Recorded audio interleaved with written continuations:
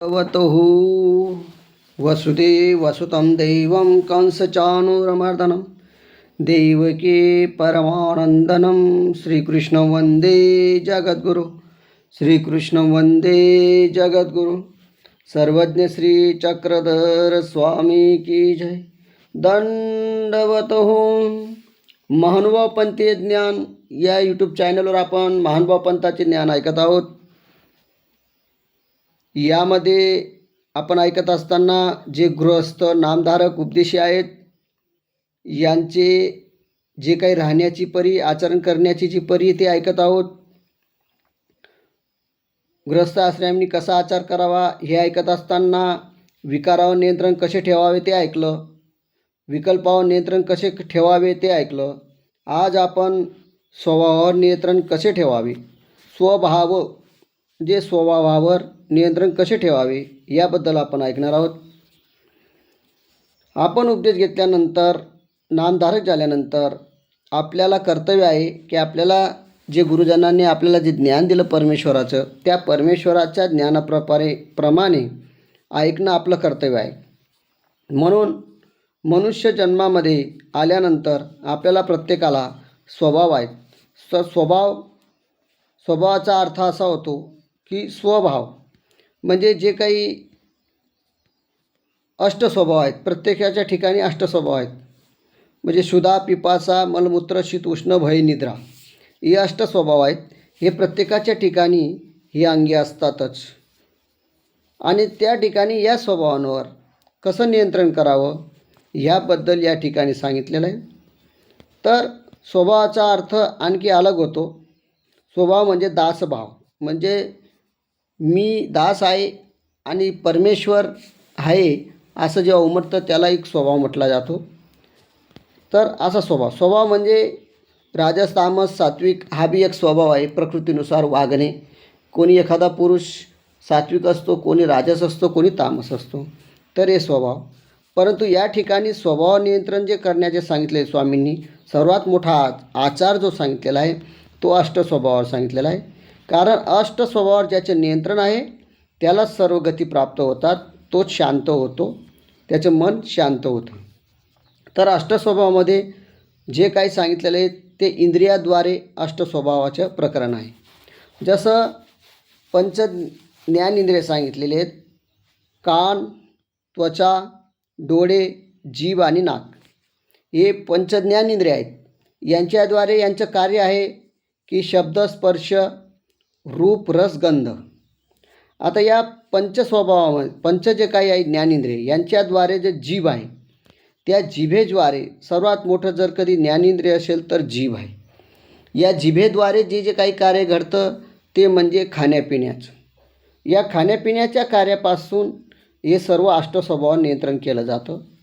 म्हणून मनुष्याच्या ठिकाणी अंगी अष्टस्वभाव असतात आणि ते म्हणजे क्षुधा पिपासा मलमूत्र शीत उष्ण भय निद्रा। या स्वभावांना संयम द्यावा म्हणजे स्वभावाला नियंत्रण करणे आहे। नियंत्रण म्हणजे काय, गरजेपुरतेच त्यांचा वापर व्हायला पाहिजे। ते गरजेपुरतंच कसं काय करावं त्याच्यासाठी तिथं सांगितलेलं आहे की जसं आपल्याला खायची जी मात्रा असते, जे खाणं आहे आपलं खाद्य, ते किती खावं, कोणत्या प्रकारे खावं हे सुद्धा आपल्याला नियंत्रित सांगितलेलं आहे। जसं उपदेश घेतल्यानंतर आपण जर कधी नियंत्रित नाही खाल्लं तर आपल्यावर काय परिणाम होतात आणि नियंत्रित करून खाल्लं तर काय परिणाम होत नाही, तर तेही सांगतात।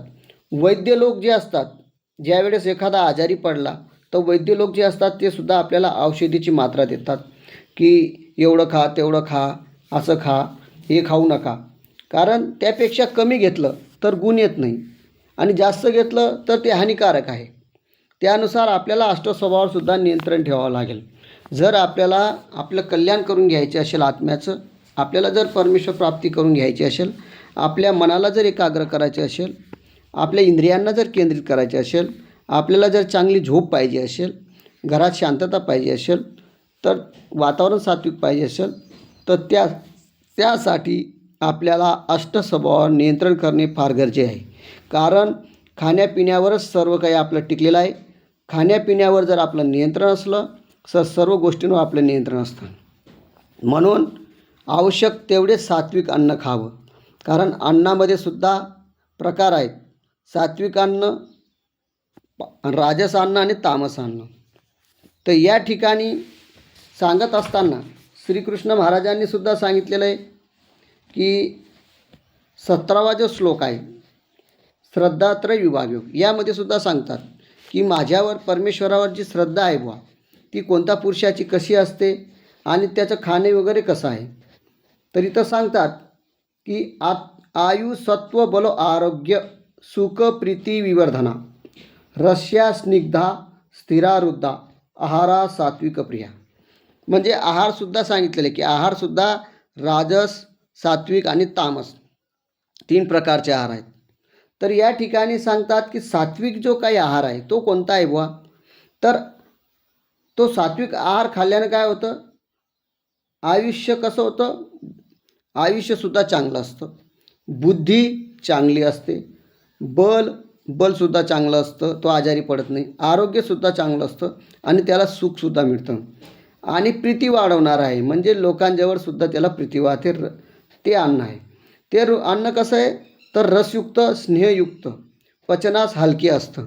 म्हणजे जे काही आपण अन्न आहे ते सात्विक जे अन्न आहे ते कसं आहे, पचनालासुद्धा योग्य आहे आणि हृदयालासुद्धा शक्ती देणार आहे. ते सात्विक अन्न जर खाल्लं तर सात्विक बुद्धी होते, सात्विक विचार होतात, आजारी पडत नाही आणि ते आपल्याला हृदयाला शक्ती देतं, म्हणजे रक्तप्रवाहालासुद्धा शक्ती देत असतं आणि तो व्यक्ती स्वस्थ चित्त असतो. तर अशा पदार्थाचे भोजन ते सात्विक प्रकृतीच्या पुरुषाला आवडत असतं, म्हणून आपण सात्विक बनायला पाहिजे. आणखी सांगतात की जो राजस पुरुष आहे तो कसा आहे, तर कट्वम लल वनातुष्ण तीक्ष्ण वृक्ष विदाहीन आहारा राजस श्रेष्ठा दुःख शोकामयप्रदा.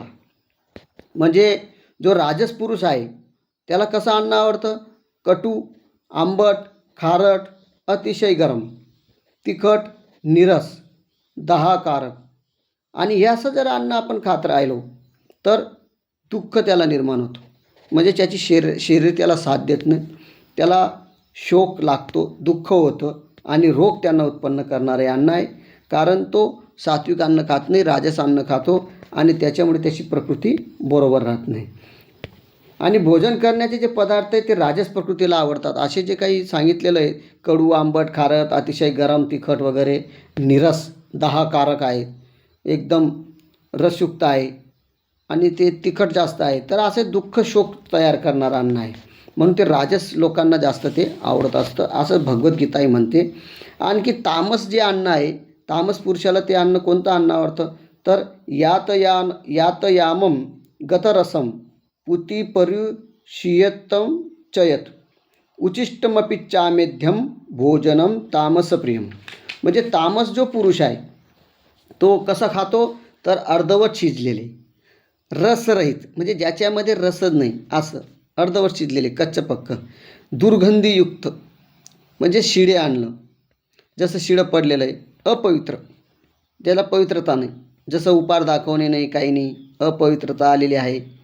आणि जसं त्याच्यामध्ये मांस भक्षण वगैरे करणे, हे जे काही आहे ते दुर्गंधीयुक्त वगैरे, त्याचे दुर्गंध येतो त्या स्वयंपाक केल्यानं. तर असं जे काही अन्न आहे रसरहित आहे, त्याच्यामध्ये काही पावर नाही. सात्विक अन्न आणि तामस अन्नामध्ये खूप फरक आहे. तर असं जे काही अन्न खातात हे तामस प्रकृती स्वभावाचे लोकांना हे आवडत असतं, आहे का नाही. म्हणून जे काय आहे, जसं काही दारू, तंबाखू, पशुपक्ष्यांनी जे वास घेतलेला आहे, उचिष्ट अन्न आहे, जसं मासे, अंडे वगैरे, हे जे काही जे अन्न आहे हे तामस प्रकारचं अन्न आहे आणि तामस प्रकारचे लोक खात असतात. हे अन्न खाल्ल्यानंतर त्याची बुद्धी कठोर होते आणि त्याचं बुद्धी कठोर असल्यामुळं तो देवधर्माला जास्त मानत नाही आणि त्याला हिंसा हा दोष लागतो, तो पापाचा आहार खातो आणि असा आहार खाल्ल्यामुळं त्याच्या बुद्धीवर एक मलिनत्व येतं आणि तो परमेश्वराची भक्ती कधी करू शकत नाही, त्याला सात्विक विचार, सात्विक आचार कधी होऊ शकत नाही. म्हणून या ठिकाणी स्वभाव नियंत्रण करत असताना सांगता येत की स्वभावावर जर नियंत्रण करायचं असेल तर आपल्याला खाण्यापिण्यावर फार महत्त्व द्यावं लागेल. म्हणून 3 प्रकारचे जे अन्न सांगितलेले, सात्विक, राजस, तामस, यापैकी जे ग्रस्ताश्रमी नामधारक आहेत, उपदेशी आहेत, यांनी सात्विकच आहार खाल्ला पाहिजे. म्हणून कारण विशेषतः इंद्रियात लोलुपता म्हणजे लार येऊ देऊ नये. कारण पदार्थ दिसला की आपल्याला काय होतं, जास्ती लोलुपता वाटते की हे खाऊन टाका, हे खाऊन टाका. आणि इंद्रियांना तृप्ती न देणे म्हणजे इंद्रिय खातच राहतात तेही नाही. म्हणून भगवद्गीताही सांगते की जो अन्न जास्त खातो, ज्याला जे ज्ञान प्राप्त व्हायचे असेल, परमेश्वराचं ध्यान लावायचं असेल, आत्मकल्याण करायचं असेल, तर त्याने जास्त खाल्ल्याने सुद्धा त्याला तो ध्यान लागत नाही. आणि कमी खाल्लं तरी त्याला ध्यान लागत नाही. म्हणून इंद्रियांना तृप्ती न देणे. कारण आत्म्याला आहार द्यायचा आहे. आपल्याला जो काही जीव आहे, जो जीव आपला आत्मा आहे, तो आपल्याला टिकतो आहे तोपर्यंत आहार द्यावा. इंद्रियाला आपण आहार देऊ नाही. इंद्रियांना जर आपण आहार देत राहिलो तर आपलं शरीर आपल्याला साथ देणार नाही. आणि असं जर खात राहिलो तर आपल्याला काय होईल, मग त्यानुसार आपल्याला जास्त जर खात राहिलो तर त्याच्यावर परिणाम होणार आणि त्याच्यामुळं आपल्यावर शरीरावरसुद्धा परिणाम होणार आणि आपली बुद्धीसुद्धा सात्विक राहणार नाही. मग आपण पुढं जर जसं वाईट अन्न खात राहिलो तर खोटे बोलायला लागणार आहे का नाही, आणि चहाडी चुगली करू लागणार, अनेक प्रकारच्या कुचेष्टा करणार, द्वेष करणार, क्रोधावर नियंत्रण राहणार नाही आणि भौतिक सुख साधनांच्या आहारी आपण जायला लागणार. म्हणजे आपल्याला हे पाहिजे ते पाहिजे, आपली जी काय आकांक्षा आहे ती वाढत जाईल आणि त्याच्यामुळे आपल्यावर काय होईल, वाईट परिणाम होतील. मग मनोरंजनामध्ये आपण चालले जाणार, गप्पा गोष्टीमध्ये चालले जाणार, पण ईश्वर स्मरण आपल्याकडून होणार नाही. धार्मिक पुस्तके वगैरे वाचण्याची जर वेळ आली, पारायण वगैरे करण्याची ती वेळ होणार नाही. स्थानवंदन करण्यासाठी मन लागणार नाही, देवपूजा वगैरे करण्याची मन लागणार नाही आणि आपल्याला पारायण वगैरे करण्याचं मन लागणार नाही, स्मरण करण्याचे चित्त लागणार नाही, आपलं चित्त ठिकाणावर राहणार नाही. म्हणून आपल्याला हे खाण्यापिण्यावरून आपले विचार बदलत राहतील. म्हणून सात्विक अन्न खावं. परमेश्वराने सांगितल्याप्रमाणे जर आपण अन्न खाल्लं तर त्याप्रमाणे सद्विचार आपल्याला वाढून जातील आणि सद्विचाराने वागून नियंत्रित जगणे हे स्वभावाला मात्रा देणं आहे. म्हणून स्वभावावर जर तुम्ही कधी नियंत्रण करायचे असेल तर या सर्व गोष्टींवर नियंत्रण करावं लागेल, ते म्हणजे खाण्यापिण्यावर. आणि त्यामुळे अनेक वाईट कर्मापासून आपला बचाव होईल आणि आपण नरकातसुद्धा जाऊ शकणार नाही. म्हणून गृहस्थाश्रमी जे काही उद्देश आहेत यांनी सर्व आपलं कंट्रोल करणं, नियंत्रण करणे, स्वभावाचे काही स्वभाव जो आहे अष्टस्वभाव याच्यावर नियंत्रण करणं फार महत्त्वाचं आहे. म्हणून नियंत्रण करण्यासाठी आपण जे काही खाणार आहोत, कारण आपण जर कधी खाल्लं, जसं खाल्लं तर तसंच तुम्हाला, जितकं पाणी पिलं जसं तुम्ही खाणार आहेत तसंच तुम्हाला काय होणार, मलमूत्र होणार.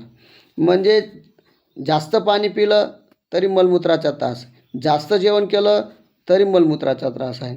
आणि तसंच तुम्हाला शीत उष्ण म्हणजे जे काही देहाला, शीत म्हणजे थंडी वाजणे, गरमी होणे, ही सुद्धा त्याच्यावरच, खाण्यापिण्यावरच कंट्रोल होणार आहे.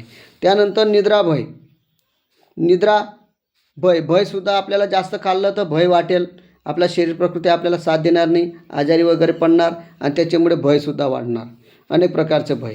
आणि निद्रासुद्धा येणार नाही. जास्त खाल्लं तर पचन होणार नाही, अपचन होईल, त्याच्यामध्ये अनेक प्रकारचं काही जे धातू आहेत, वात पित्त कफ, हे साम्य राहणार नाही आणि त्याच्यामुळे याला प्रकृती स्वस्थ राहणार नाही, याला निद्रा येणार नाही.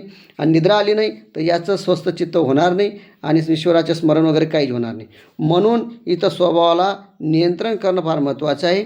म्हणून आपण ज्या वेळेस उपदेश घेणार, नामधारक बनणार, परमेश्वर प्राप्तीसाठी जर आपण प्रयत्न करत असाल, आपण संसारात आहोत, तर त्यावेळेस आपल्याला खाण्यापिण्यावर नियंत्रण ठेवावं लागेल.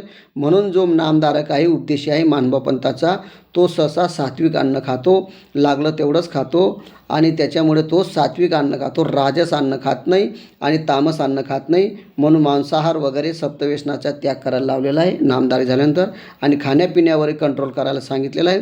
म्हणून आपलंच जे काही आपण कष्टाने जे आणलेलं आहे त्याप्रमाणेच ते अन्न आपण खावं आणि आपल्याला सात्विक अन्न खावं, घरचंच अन्न खावं, बाहेरचं वगैरे कुठं खाऊ नये. त्याच्यामध्ये राजसपणा, तामसपणा असतो. त्या अन्न खाल्ल्यामुळं, विधी नसल्यामुळं, त्या ठिकाणी ते उपार दाखवल्यामुळं, त्या अन्नाचा उपार आपण परमेश्वरा ठिकाणी न दाखवल्यामुळं ते अन्नाचा परिणाम आपल्या शरीरावर होतो आणि आपल्याला परमेश्वराच्या भक्तीवर काय होतो, त्याच्या भक्तीपासून आपण दूर जातो आणि परमेश्वराची जे काही साधनं आहेत, स्थानवंदन, भिक्षुक, वासनिक, आहे का नाही, प्रसाद, ही देवपूजा, हे करण्यामध्ये, यांची भेटी घेण्यामध्ये आपल्याला काय होते, आळस कंटाळा होतो, परमेश्वराचं स्मरण करण्यामध्ये कंटाळा होतो, देवपूजामध्ये कंटाळा होतो करण्याचा, आणि म्हणून त्याच्यामध्ये वातावरण बिघडतं आणि त्याच्यामुळे त्या अन्नाचा परिणाम आपल्या शरीरावर होतो.